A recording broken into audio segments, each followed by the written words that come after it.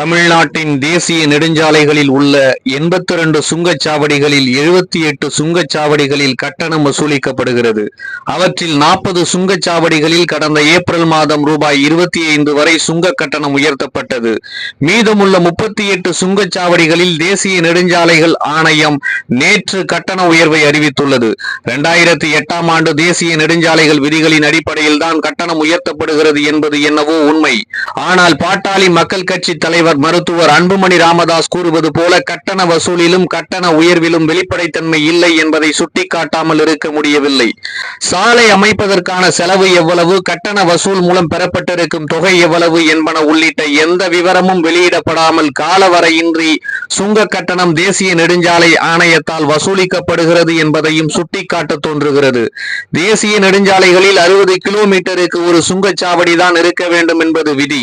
அதன்படி பார்த்தால் தமிழகத்தில் அதிகபட்சமாக 20 சுங்கச்சாவடிகள் தான் இருக்க வேண்டும். ஆனால் இப்போது 78 சுங்கச்சாவடிகள் கட்டணம் வசூலித்துக் கொண்டிருக்கின்றன. 2021ஆம் ஆண்டில் திமுக ஆட்சிக்கு வந்தபோது மத்திய அரசுடன் பேச்சுவார்த்தை நடத்தி தமிழகத்தில் உள்ள 48 சுங்கச்சாவடிகளில் 32 மூடப்படும் என்றும் 16 மட்டுமே செயல்படும் என்றும் சட்டப்பேரவையில் அறிவிக்கப்பட்டது. ஒரு சுங்கச்சாவடி கூட மூடப்படவில்லை என்பது மட்டுமல்ல, புதிதாக 34 சுங்கச்சாவடிகள் தொடங்கப்பட்டிருக்கின்றன. மாநில அரசு தட்டி கேட்கவும் இல்லை, மத்திய அரசு சட்டை செய்யவும் இல்லை.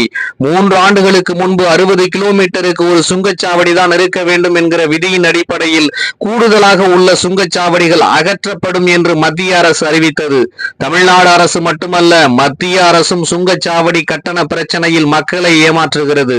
நெடுஞ்சாலைகள் அமைக்க செய்யப்பட்ட முதலீடு வட்டியுடன் எடுக்கப்பட்ட பிறகு சம்பந்தப்பட்ட சாலைகளில் நியாயமாக பார்த்தால் சுங்க கட்டணம் வசூலிக்கப்படுவது நிறுத்தப்பட வேண்டும். ஆனால் முதலீடுகள் எடுக்கப்பட்ட பிறகும் கூட பராமரிப்பு என்கிற பெயரில் சுங்க கட்டணம் தொடர்கிறது. அனைத்து தேசிய நெடுஞ்சாலைகளிலும் சுங்க கட்டணம் நிரந்தரமாகிவிட்டது என்பதுடன் ஆண்டுக்கு ஆண்டு கட்டணமும் உயர்த்தப்படுகிறது என்பதை கேள்வி கேட்பார் இல்லை. நெடுஞ்சாலைகளில் வசூலிக்கப்படும் கட்டணங்களில் 60% முதலீட்டை ஈடு செய்வதற்காகவும் மீதமுள்ள 40% பராமரிப்புக்காகவும் வசூலிக்கப்படுகிறது. பெரும்பாலான கட்டண நெடுஞ்சாலைகள் முறையாக பராமரிக்கப்படுவதில்லை என்பது ஒருபுறம் இருக்கட்டும், முதலீட்டை எடுத்த பிறகு சுங்க கட்டண தொகை 60% குறைவதற்கு பதிலாக அதிகரிக்கப்படுகிறதே, அது எந்த வகையில் நியாயம் என்கிற கேள்வி எழுகிறது. நெடுஞ்சாலை சுங்க கட்டணம் சுங்க கொள்ளையாக மாறிக்கொண்டிருக்கிறது.